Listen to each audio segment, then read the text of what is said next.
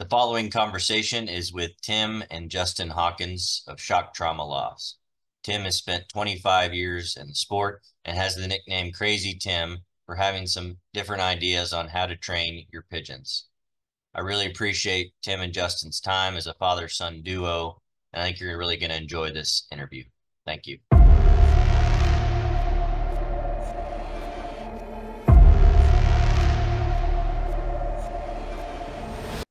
All right, Tim Hawkins, Shock Trauma Lofts, also Yes, former sir. Arrowhead Loft East with our late friend Art Casal. Yes, sir. How are you? I'm doing beautiful. How you doing? I'm great. I appreciate you coming on. You and I have known each other for a long time. We got introduced. You partnered with Art Casal from San Diego, California. Got some birds from Art, and your partnership, Arrowhead Loft East, is where you were. You're in Baltimore at the time, if I recall. Um, Yep. and Art got pigeons from my dad and myself, some good Antoine Jacobs back then, and you incorporated that into what you were doing and really were dominant there in Baltimore, right?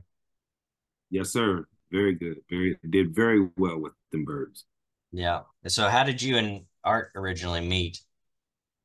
Well, I wanted to start a white. I wanted to have pigeons, but I wanted also some whites, and I already had birds. But I asked. I went on the back of the digest, and they had guys selling white pigeons. So I bought, I think it was like 8 whites, and one of them came grizzled.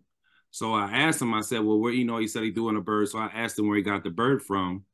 And he said that it was off of Arrowhead, some Arrowhead pigeons.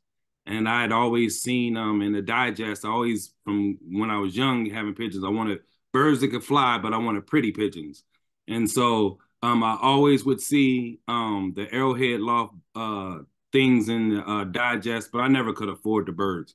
And then when he told me that it was off of one of the birds that he got from Arrowhead left from Art, I contacted Art, and Art was really, really gracious when I talked to him. And that he was telling me it was off of a bird called Cloud Chaser, which is a son of Diamond Head that Gannis had a long time ago called Right. Diamond Head, Yeah. a grizzle called Diamond Head. And he told me, he said, you know what's really funny? He said 2 days ago, I was talking to him about the bird. He said 2 days ago, his sister landed on the landing board, and I loaned him to a guy 2 years ago, and he told me the bird was dead. And 2 days before you called me about Cloud Chaser, his sister lands on my landing board. So he took that as an omen. So we became really good friends after that. Oh, wow. That's pretty cool. I didn't know that story. Yeah. Well, we'll get into more with your partnership with Art here in a bit. Where did you first get your racing pigeons? How did you get started in it originally? First, I was maybe 10, 12. First, let me introduce my Yeah, son. It's yeah. like my Yeah, let's go. Justin, this is like my loft manager. How you doing, Hey, how's it going? What's your name? Justin? Justin. Okay. Well, I should have had you introduce Justin at the beginning. My apologies. Nice to meet you, Justin. How old are you? I'm 16.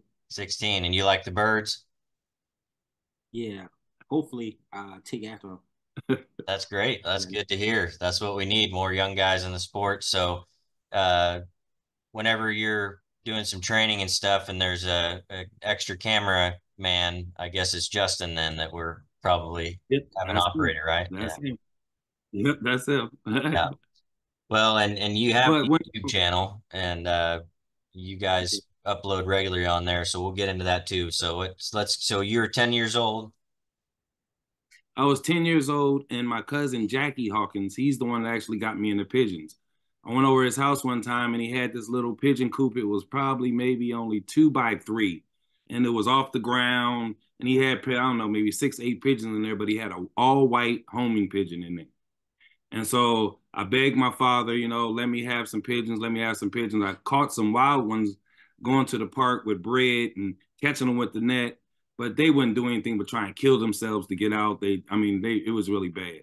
So my father gave me maybe a 3 by 4 piece of his shed and said, okay, you can have this part, and built me an aviary. And I didn't know anything about pigeons. Built me an aviary, and back then you can look in the paper for the what do you call it, the pet section. And in the pet section, I was looking for pigeons, and I found pigeons, and a guy named Jay Rennick. He's really famous pigeon guy here in Portland, in Vancouver, Washington area. He's passed now many years ago, but he had some birds in there. So I got on the bus with my dog crate. I had a dog crate, got on the bus, went all the way over there, and he had grizzles that somebody else had. He didn't like grizzles, but he only liked blues and every once in a while maybe a red, but he didn't like grizzles. So he had them in a completely different section. And I just was in awe. I thought they were beautiful. I ended up buying, he gave me like they were like $5 a piece. So I got like 4 older birds and 2 of the real young, 3 of the young ones. I got back to the house and put them in there. He told me, these older ones you're probably not going to be able to let out because a guy raced them, but these younger ones you probably can let out. Well, I looked up somewhere where if you clip the wings, you could settle them. So I clipped the wings of the pigeons, and I know nothing about locating them, nothing about them training or anything. I knew that they could get up on the roof of the garage and walk around and go back in because I clipped their wings.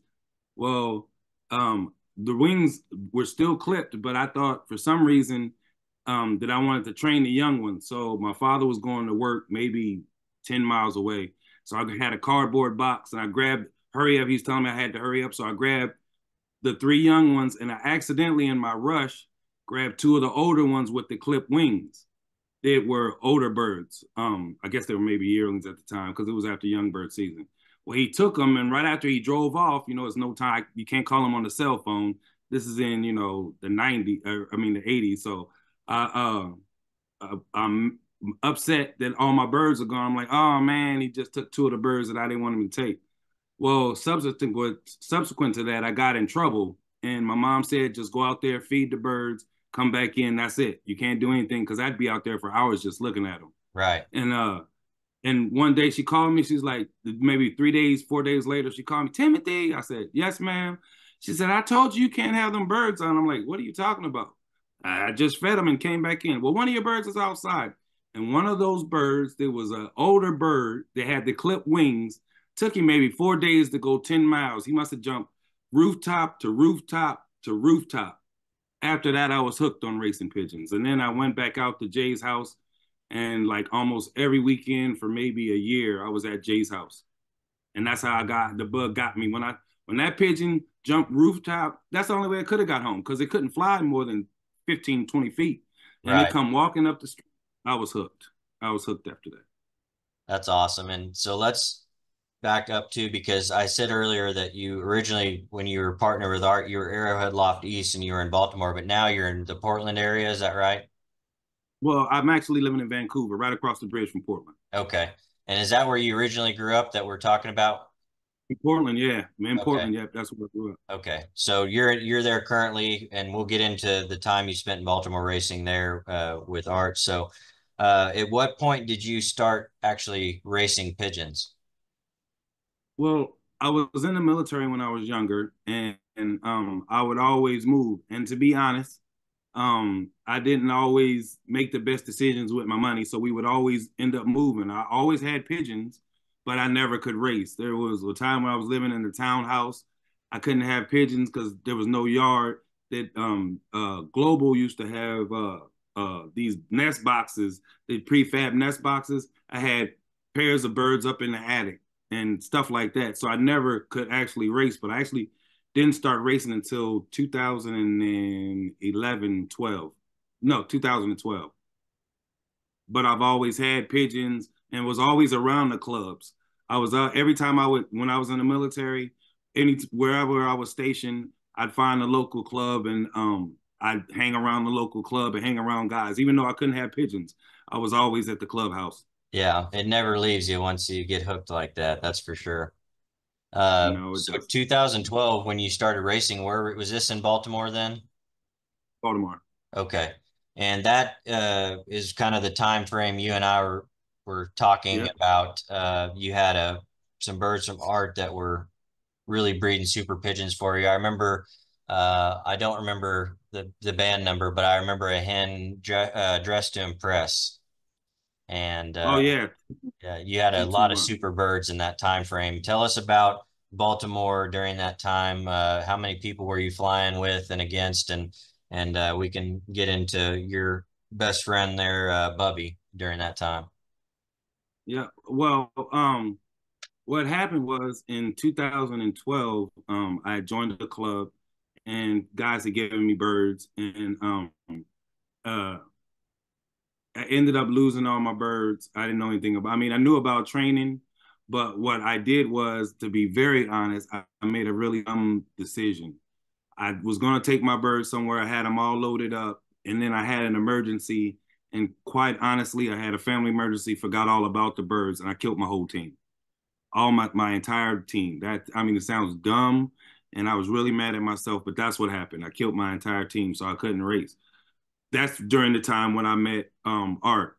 Well, Art sent me a couple pairs of birds, and I flew in the very first race that I actually flew, that I actually got a chance to fly. I won, and that was with an Art Cassell, half of that cloud chaser bird, and half with a bird, a Lamberton pigeon that he had sent me. He had sent me one Lamberton pigeon, said I had to send it back, but he sent me one, and that's what I won with.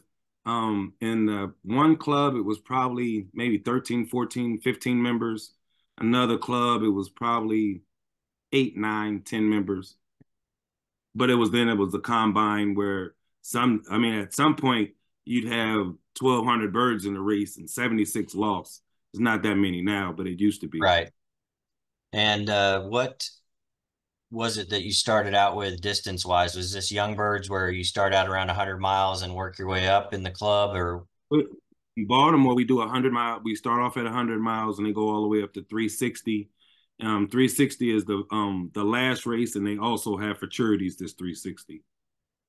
so what was your routine with the birds when you were getting started like that that gave you the success right away? Because obviously Art had super pigeons, he was crossing them right and sent you good ones, but what were you doing to get them ready during that time? Well, everybody calls me in Baltimore calls me Crazy Tim because I had a lot of crazy ideas. And in my mind, necessarily, I didn't think they were crazy. Um, when a young bird is being weaned in the wild, it has to learn very early how to get to the field, get something to eat, and come back. So in my mind, very young is when the bird needs to learn to come back. So instead of everyone else would have my birds are routing and they've been routing for an hour and a half, I never let my birds route. I Once my birds start bunching up, I start taking them. I maybe 2 miles, 3 miles, because all I want them to do is to come home and go straight in. You'll see a lot of people's videos where they'll come home and they'll circle and circle and circle, or they'll say, well, I was gonna take them 50, but it was raining. I was gonna bring them back short 20, but I don't want them to come back and circle. That's because you're not training them properly. They should automatically want to come in. So the way that I do it is so when they're young, I just start bringing them, taking them and having them come right in, right in, right in. I don't want them to circle when they come back. So I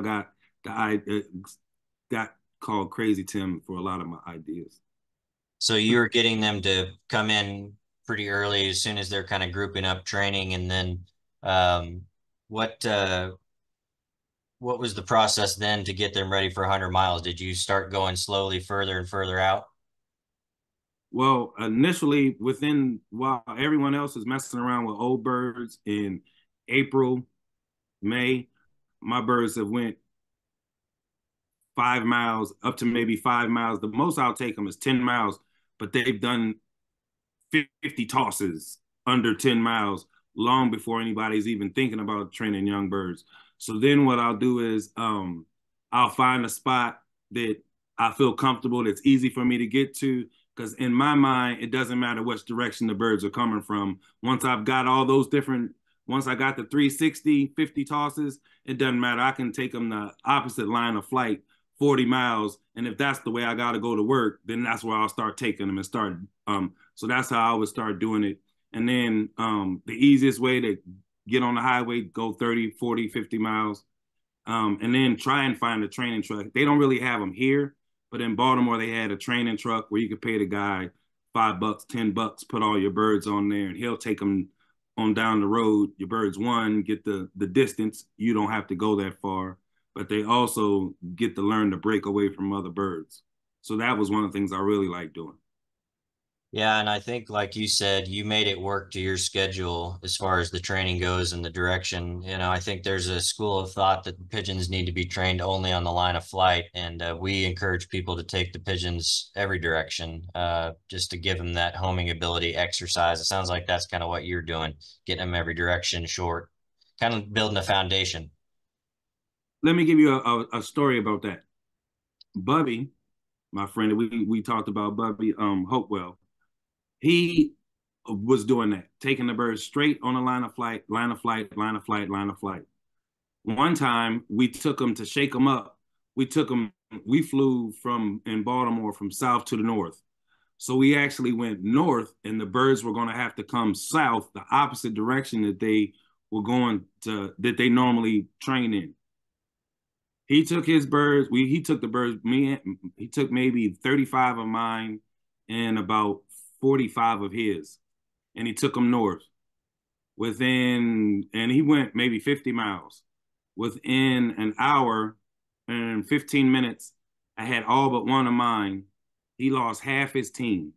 And what I think happened is his team automatically just went north because they were so used to coming out and going north that they came right out and went north, and he lost half his team.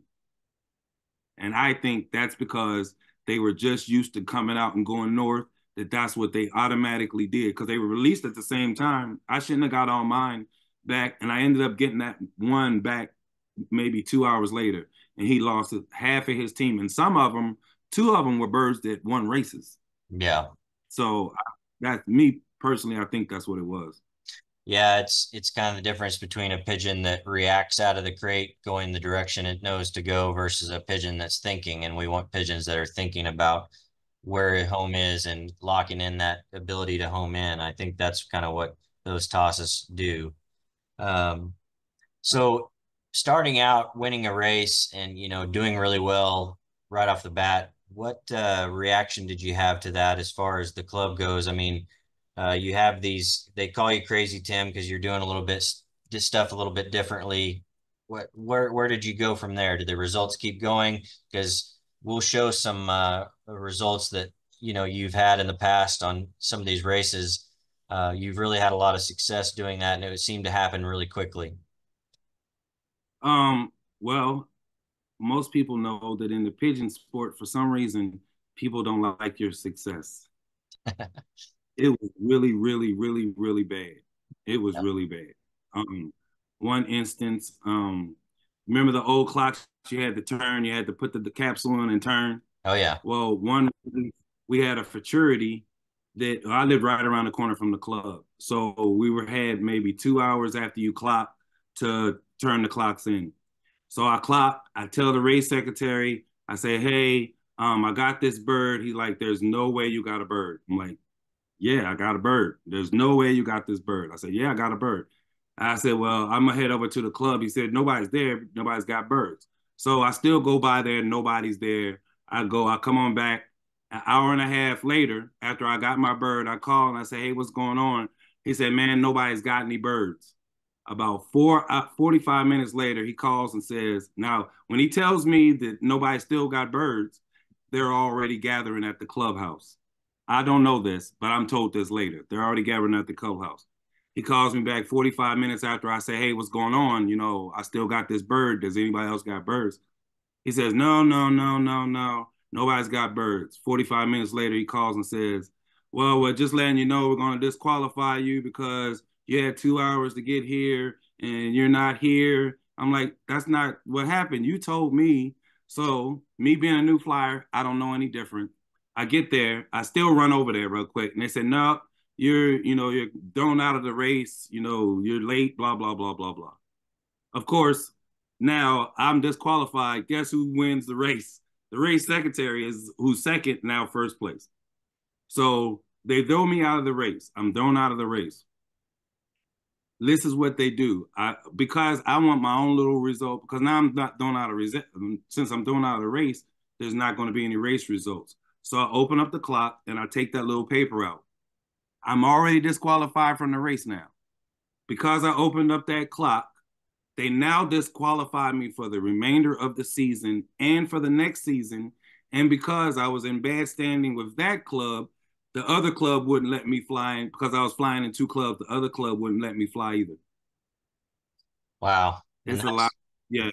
yeah, Yeah. that's horrible. Yeah. There's unfortunately way too many stories like that. And it's one of the reasons I think this sport sometimes struggles to get new members. And so that's definitely frustrating. Do you recall what point did you start getting to race again then? Because some of the results we have here, uh, are super. When did that start? What year did that start? 2000, was that 13 or 14? 2013, it was the best year I've had. I was racing in two clubs. I won 7 races. I got first and second. We have two big futurities in Baltimore, the EPR and the JFR. In the EPR, I got first and second in that race. There were no day birds, and both of those birds were half Antoine Jacobs that I got from the Lambertons. That were both of them, I think, were Lamberton 15. I think the cock was Lamberton 15 on both of those. Um, and then Bubby, he won, I think, 4 races the same season with Bert with 221 Dress to Impress. He won 2 races, 3 races with her, and 1 race with another bird. And then we also got first and second combine against 1,189 birds, like 76 lost. We got first and second combine again, Dress to Impress, half Lamberton. The second place bird, half Lamberton. No, the second place bird, yeah, half Lamberton. I was thinking it was maybe whole Lamberton. But them Antoine Jacobs, just everything we crossed them on, because because he had the Grizzles, he had Golden Whitten, Daisy, he had a whole bunch of those type birds.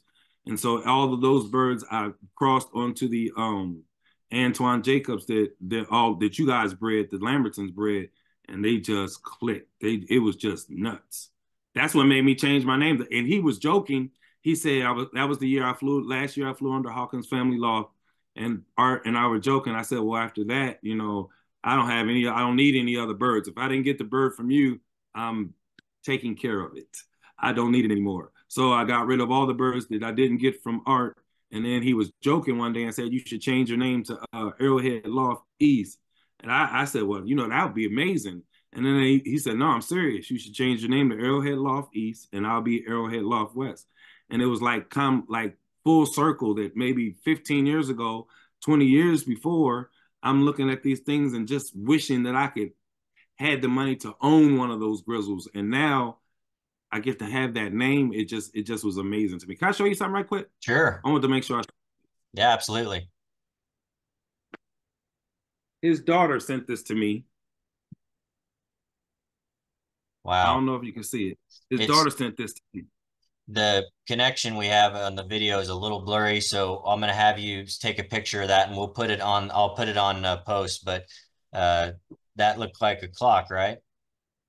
It's a clock that he had made that his daughter sent to me amongst some other stuff. What I did was when we were racing, whether I did well or not, especially if I did well, I would send Art a copy of the race results, and then each bird that was on the race results, I would send him a pedigree so he would know what bird was out of what. And she also sent me all those too. That's awesome. That's incredible. I'm glad you're getting that stuff. And yeah, send me pictures and we'll put it on and post. And for those who don't know who Art Casal is, he was a very good pigeon man with a big heart. He knew good birds. He had some health challenges that kept him from racing at times, but always was entering one lofts, including the San Diego Holiday Cup Classic there they had with their club, and he did very well in that with the birds you've already discussed. And he's the one that told me about that one loft and that I should get in it. And so when I got in it in 2015, we ended up getting one in the final race in the first drop, 1 of 3, and that kind of changed my perspective on one lofts and getting more involved. And he was always a guy that you could call up and talk pigeons with, and was always really happy to talk to you. He was a positive person, and very good to the pigeon community for sure. Can I tell you two quick stories about Art? Just his Yes, please. generosity. You're probably not going to believe them. First one is after he sent me those original birds, it was like maybe 4 or 5 of them, and one of them was the Antoine Jacobs I got from you. I did good. I liked them, so he said his health started bothering him, and he said, "Hey, I got all these breeders. Do you want them?" I'm like, "Yeah, of course I want them." And he gave me access to his pedigree thing, so I know who was what. And he had like I'm thinking he's going to say maybe 10 birds, 20 birds.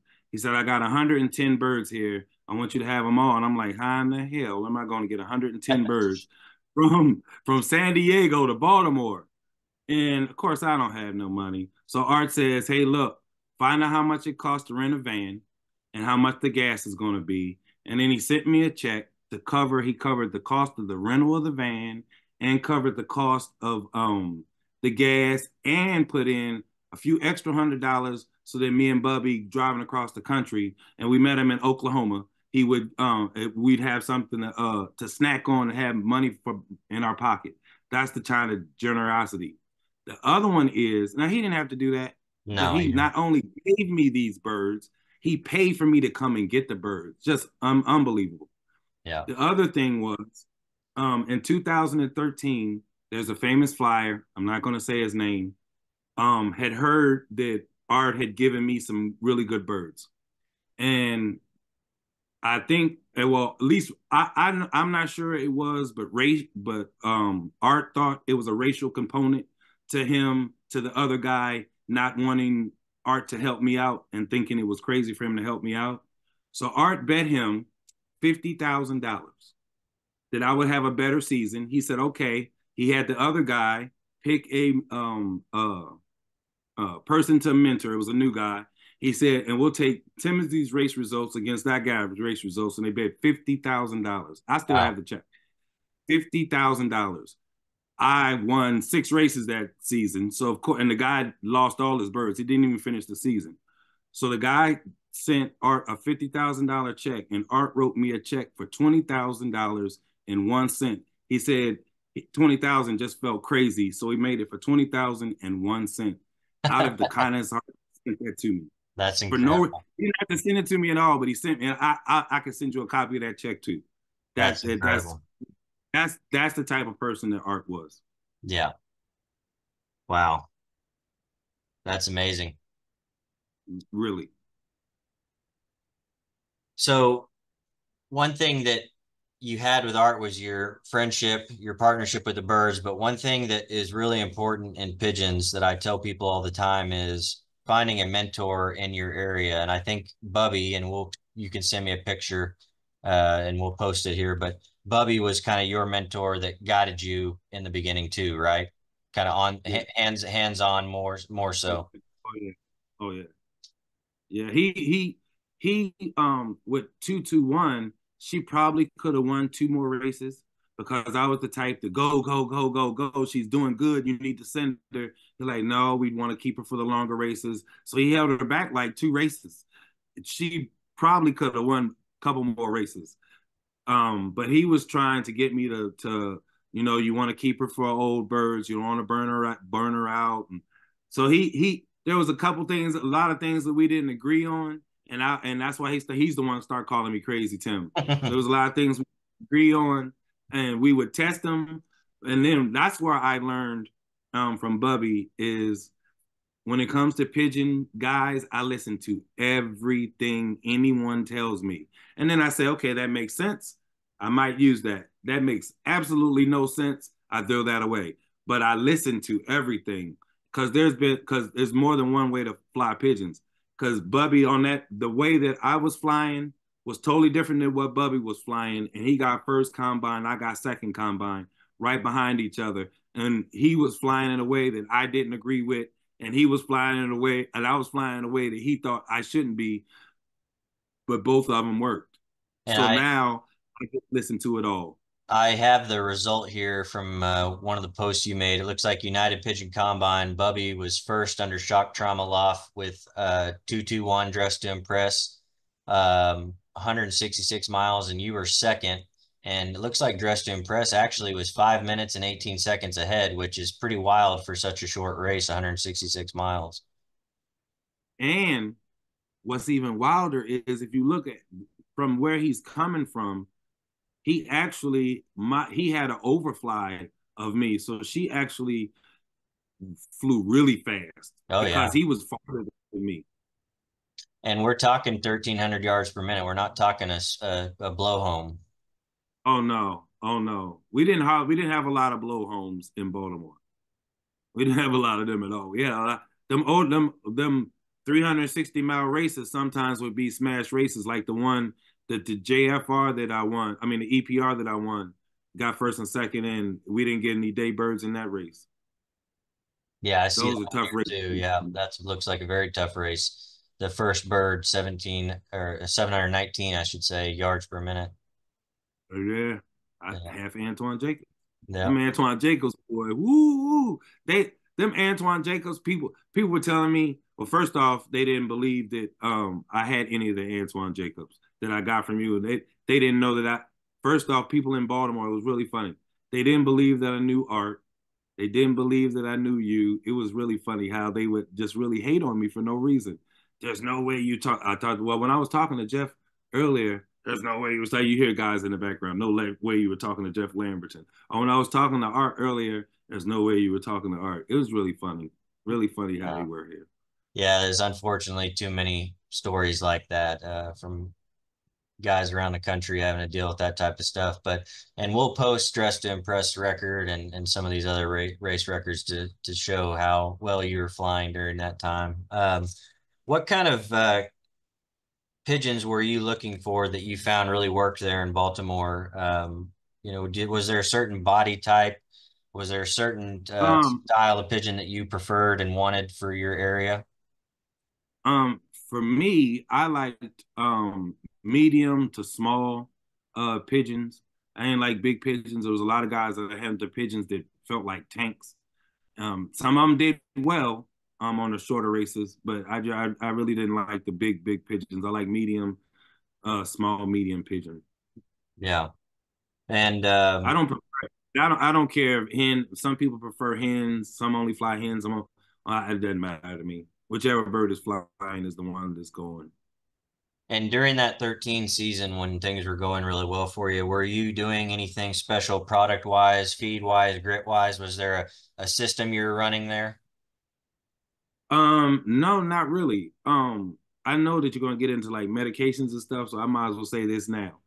I am not like everyone else. I have probably this is the only year I can remember in 20, 25 years that I vaccinated my pigeons. I don't generally vaccinate my pigeons. I used to. I'm trying to be 100% natural. What I would do is, like I did with these, I'd get maybe a 4-in-1 or something and completely clean them out, and then apple cider vinegar and stuff like that is what I normally use. But I don't. I generally here everyone does it, so that's why I vaccinated my pigeons. But I generally don't. I try and get them as healthy as they can by themselves without me having to do a whole lot of extra stuff. But when it came to the feeding, everyone was saying do the light to heavy. I wasn't really doing that. I was figuring out what I wanted to feed them. It was maybe a tablespoon and a half of feed per pigeon, and that's all they would get. And I would just feed them once a day, and that's all they would get. The feed didn't really matter to me. I know that now. I know now. I probably could have even been better if I'd have incorporated some barley into the mix and got them a little bit lighter. But not really a lot of people was doing that. So my pigeons were heavy with someone else, so was everyone else's pigeons. But now I know better. I would have added a lot barley. I probably could have did better, even better if I had a little lighter pigeon. It's funny you're saying light to heavy, and Ken Crater and I were just over in Europe seeing lofts and birds and everything. And one of the things that came to our attention is that the reason light to heavy is used more over in Europe is that they want their pigeons to be built up during the week. And then when they go into the basket, they want them to have plenty of fat and corn and all the things that they need for energy because their birds are going to be in the crate sometimes 3, 4, 5 days versus Right. here, our birds are in the basket, one day, sometimes two on the long distance, but it's not quite as necessary here. So in the USA, you do get birds that are a little bit heavier because they are getting fed heavier towards the end of the week, and it's making them too heavy. And I think the way you're saying that you're feeding them a certain amount maybe kept the weight off them. Yeah, that is what it is. Because I never loft fly my birds. Once I start training, even if I'm only going 2 miles, but I might go 2, 3 miles 3 times a day. But I never loft fly them. Once I move them, I don't loft fly them because I never want them to think circling the loft is what they're supposed to do. So Right. I You never want loft them to fly immediately them. land and come in. That's it. Yeah. So I never loft fly them. So they don't really need a lot of food. And so fast forward here, let's jump into now because you had your racing in Baltimore, then you had a period of time where you were switching over to back to the West Coast and getting back into the pigeons. So, what's the setup now, and what kind of birds are you starting with here, and club you're joining? Kind of give us a current update. What's going on? Well, I'm in a Portland club. It was two clubs here, and I'm in the club, one of the clubs in Portland. Even though I'm flying in Vancouver, I'm probably going to be the long end man. This club is a pretty small club. I think we only have like maybe 5 or 6 members. Um, I think the farthest they go, young birds, is 240. So having that in mind next time, I could probably don't need as many of the pigeons as I have because and I don't even think they go over 400 for old birds. So it's not really that far that they go. I actually start off with maybe 40 pigeons, and then the hawk and the falcon has really been tearing me up. I had a and then I've had really I've been joking and telling everybody that I'm in the Bermuda Triangle of racing pigeons. I had got all the way down because one time I had maybe 30 birds out, and the falcon is two falcons. I see one, the first one, and he's just going through. You know how they fly by and hit him and injure him and then come back and get him. He is you could tell by the coloring of the other one, it was probably a younger one, and I think he might have been training him because he hit 4 or 5 pigeons and didn't even try and get them. He just was hitting them. And finally, he grabbed one and was gone for a matter of maybe a minute and was right back. So they don't live far. Wow. After that happened, I ended up with only 11 out of those 33, 34. I had maybe 11, 12 that was left because some of them just took off and never came back. I take these maybe 5 miles away, the 11 or 12. I take those 5 miles away. The five that I was originally training that I had short the first round, they came, went right in. The other six circled around and took off for like maybe 30 minutes, came back. I thought they were routing, took off, came back, and then they took off again. Never seen them again. Wow. So yeah, so I don't know. Hawk tried to get him today while I was in the loft this morning. Wow. So I don't know. In Baltimore, at some point, the Hawks generally leave you alone, but here it's nonstop. So how many birds are you down to now for this coming young birds? I'm gonna fly 3 birds. That's So all it takes. It only takes one. Bubby used to say all the time, it only takes one. it These only three takes one. though, ooh, I think I So might do something with these three. so you're putting the foundation on these three birds as far as short tosses, right? That's Yep. and people can see this on your YouTube channel. You and Justin taking the birds out and letting them go. And so at what point here, how many tosses have they had to this point, do you think? Uh, probably 80. Wow. Probably 80 tosses. Probably 80 tosses. Um, with maybe 60 of them under 10 miles. And my son, I drop him off in the morning.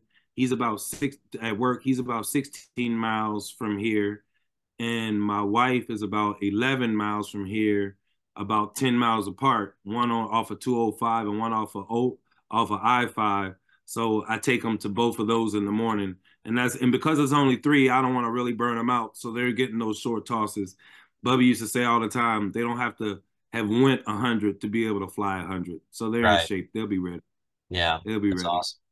Are you doing anything else to prepare these birds for the when does your season start there now and where you're at up Uh, north? Not this Saturday, but next Saturday, August 10th is going to be our first race. Okay, so you guys are probably a little over a month ahead of where we are because of the heat here in Oklahoma. We can't start that early, but up there it's probably a little bit cooler that time of year. So first race is 100 miles for you guys.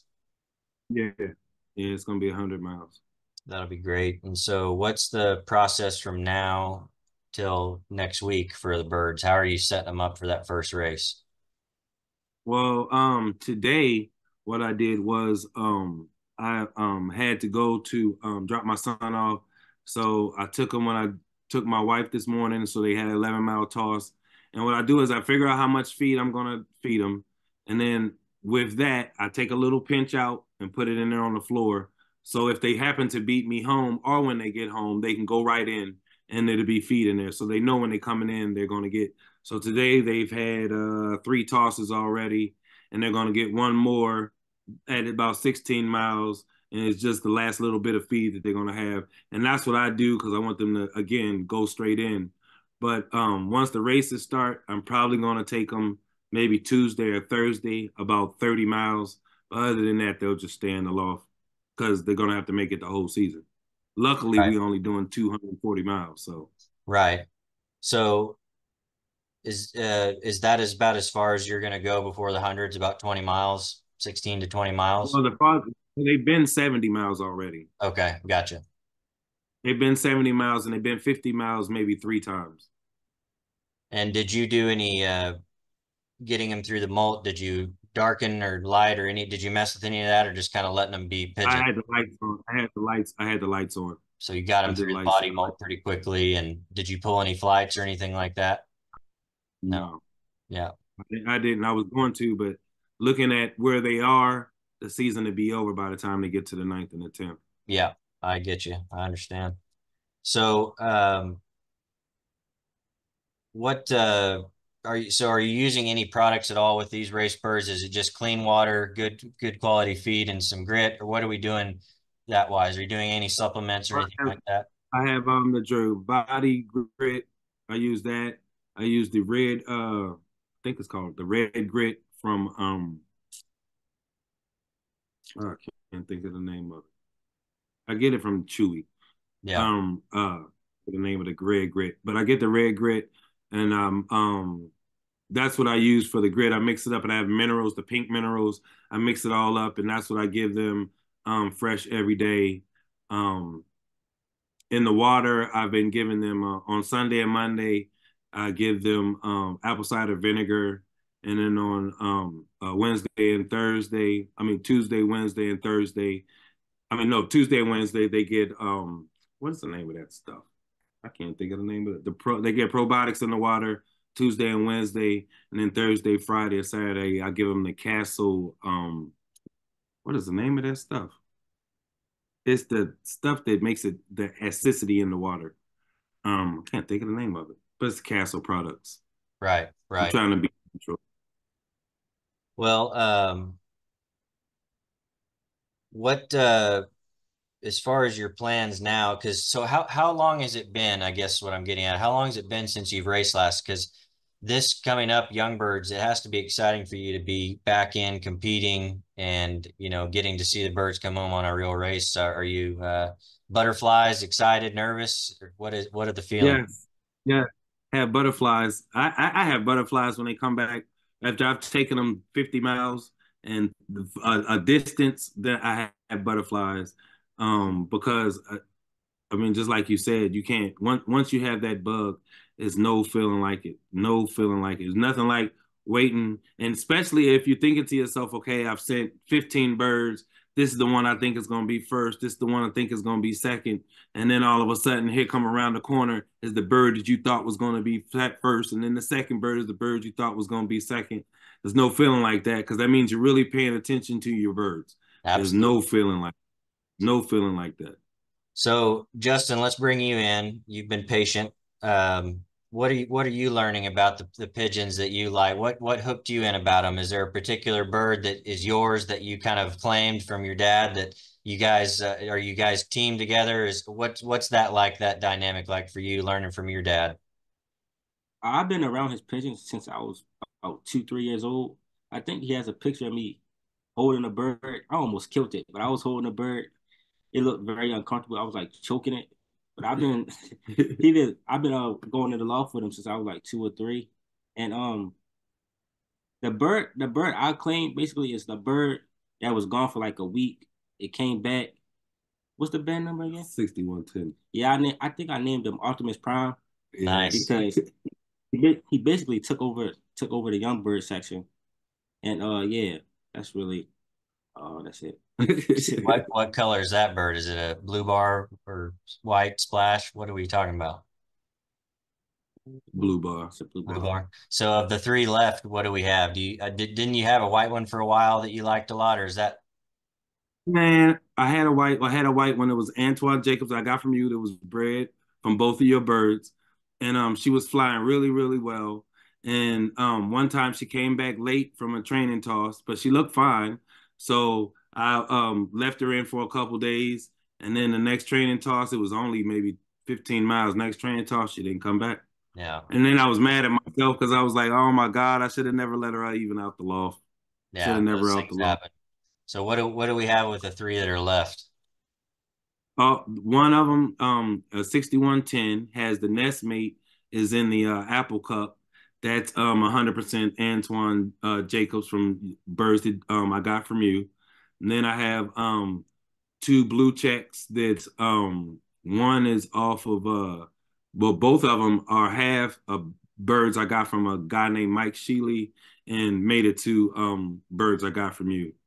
So That's awesome. so again, as you can see, the Jacobs they definitely are there. And the one he's talking about, they is this is really funny. Again, I maybe it's somebody around me that's catching pigeons or keeping them, but um, I had pigeons. Had a guy take some pigeons, take our birds down, and he took they went 70 miles. They went to his house. 5 of my 6 that I had went to his house, and this is on a Wednesday. All of them went to his house. He said 5 of them because we're trying to teach them to break. So they all my birds went. When this is the first time with other birds, so they of course went to his loft. He has more birds, so they all went to his loft. He said they were sitting on the loft. They were there for till about 9:04. I didn't see a. He's only 20 miles from me, so I'm thinking, okay. He said they took off at 9:04. I'm thinking I'll see the birds in 30 minutes, 45 minutes. I didn't see another bird, didn't see a bird at all until the very next day. This is 9 in the morning. A bird came home. It looked like it didn't even come out the loft. Then a bird, this is on Thursday, a bird came home. Then on Saturday, a bird came home. It looked like it'd been flying. And Hmm. then the bird that he calls Optimus Prime, it comes back 9 days later, absolutely pristine clean. He's fat, and he looks like he looked like he never even been out of the loft. So I don't know where he's been because he was in somebody's loft. And then after 2 weeks after, well, actually not even 2 weeks, just maybe 3 days ago, I had another bird show up that had a white zip tie on his band. That means that bird was lost May 5th and it came back in July 30th, and it looks like it's fat and it looks like it wasn't in the wild. I mean, it could, I don't know how it would have survived in the wild, but that was since May 15th. So I don't know. Maybe somebody's catching my birds or something. Maybe that's where they're disappearing to. Yeah, those things happen. They get in the loft, and sometimes guys, there's obviously certain people that will hold on to them, but there's also that element of not paying attention that there's another bird in there, and then they let them out, and Right. the bird gets to come home. Those things do happen for sure. Let's move into breeding. What's your routine with the breeders when I know we're not in the time of year for breeding, but when it is that fall season coming up for breeding. What are you guys doing? What do you like to do? Do you have any tips, tricks, anything? Well, what I do is because I don't have individual breeding pens, I want to make sure who the parents are. So what I do is it sounds like a lot of work, but I love being around my pigeons. I probably go in and out of my loft 100 times a day, and that's probably not a exaggeration. It probably is the truth, about 100 times a day. Right. So what I do is uh there are whatever birds once I've made the pairs up. If they're like now, I just put my birds back together because I only have 3 left. I don't want to work till young birds, so I'm gonna get around together, train them up, so I have something for old birds. I don't want to wait a whole year to fly. No, So what yeah. I did was a couple of the pairs that I've had, I've switched up, but for the most part, they're all the same matings. So what I do is I take all the hens out. I lock all the birds in the nest boxes. And then in the morning, when I go feed them, I take all the hens out, put them in their own section, let the cocks come out. Most of the time, they're so busy wanting to know where the hens are, they don't even really eat that much. But the hens get a chance to eat. And then once I give them like 30 minutes with the hens in one section, eating and drinking, cocks in another section, eating and drinking, I give them maybe 30 minutes. Then I'll lock all the cocks in the section, all the cocks back in the nest box. And then I'll let one cock out at a time. And I'll just go grab a hen that's still be in the section that's close. The first hen I'll grab, I'll open up whatever nest box she's supposed to be in. I'll give them that pair 15, 20 minutes by themselves, lock them in. And then I'll do that until all the pairs have been put in there. And then they'll be in there till evening's feeding. Then I'll take them back out, separate them again. So the only time that they're able to be by themselves flying around, it's just them two. Other than that, they're locked in their nest box until the second egg is laid. Once the second egg is laid, then I'll go ahead and I'll start letting them out. But I do that until the second egg is laid. That way you know who's out of what, and you're 100% on that for sure, right? I do, and I turn the light and I leave Lights them on on them. 100. Yeah, the whole time, 100% of the time. I don't turn it off at all. And product wise, you said you vaccinated for the first time this year, breeders, or was that young birds? Breeders and young birds. The only reason I did that time is because I was getting birds. I got birds from you. I got birds from Carl Peckingham. I got a bunch of birds from bunch of guys. And even though one of the things I learned from Bubby, which even though your birds might be healthy and the other guys' my birds might be healthy, but mix them all together, them organisms might do something funky. Right. So yeah. So I try and get them all cleaned out. Now that I have them in their mind, I don't. In my mind, once I get them cleaned out and get them healthy, I don't have to worry about that anymore because they're not going to be exposed to other birds. Good. I like it. And I think that's smart to have some late hatches that you can train out slowly, get them ready for spring to kind of boost what makes it from your 3 birds that you have left. Yeah, And you're doing some one lofts this year as well. yeah. We're in Jerry's One Loft race. We're in the Midwest Convention race, and we're in the Apple Cup. That's awesome. So we'll have to keep an eye on that and see how all that goes. What advice do you have to guys that are starting out? Because you have had to, like you said, you've moved around a lot. You've been from one coast to the other racing pigeons. What's your advice to new flyers or guys that maybe are getting back into it after being out for a little bit? What are some things you can shine a light on for them to save them from making a mistake or two? What have you learned? What advice do you have for new flyers and guys coming back in the sport? The advice that I would have is find somebody in your local club that, because there's a lot of guys in the club. There's some guys in the club that really, they say they want new members, but they really don't want new members because they want the status quo to stay the way it is. But there are guys in every club that wants the club to grow. You know, just go to the club that you can, and this is what I did. Every time I went somewhere, even if was in an apartment or in a studio apartment and couldn't have pigeons, I found the local club, whatever, and then I just hung out at the club and found a guy that had pigeons, was good in pigeons, And sometimes maybe not even if you can't find anybody else, find somebody. It may not be the best flyer in the club. A lot of times the best flyer in the club doesn't want to help other folks. But find somebody who knows something about pigeons, learn something about health. So when you see the droppings, you can say, oh, okay, that's this. Okay, I need to take care of this. And when it comes to birds, um, I'm not a firm believer in, a lot of guys say guys won't give you their good birds. I don't believe that. I believe there's guys in clubs that really want new guys to be successful. And if you hang around the clubs, you'll hear who's a successful guys. You'll hear the guys who's not that successful. But there's a lot of guys out there who really want people to join and to be successful.